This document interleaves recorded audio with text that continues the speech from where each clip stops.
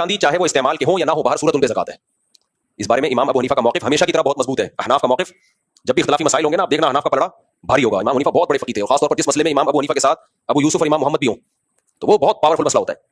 دیکھنے میں اول نظر میں لگتا ہے بعض دفعہ دلائل کمزور ہے، لیکن جب آپ ڈیپ میں جاتے ہو تو پتہ چلتا ہے کہ بڑے خاندانی دلائل ہیں.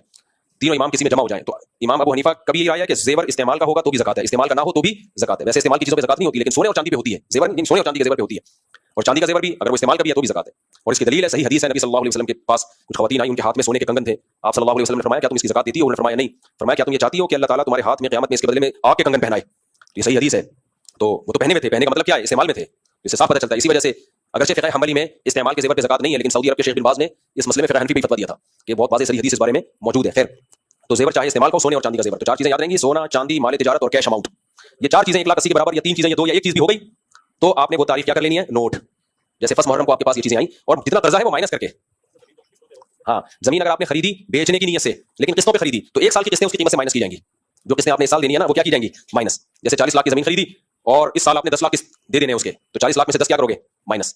یعنی اس سال کا کیا مطلب ہے؟ جس سال زکات نکلتی ہے اس تاریخ سے لے کے اگلی تاریخ تک وہ مائنس کرو گے، پھر قیمت لگاؤ گے اس.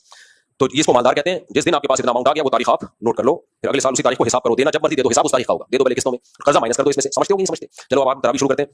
رمضان 2025 کی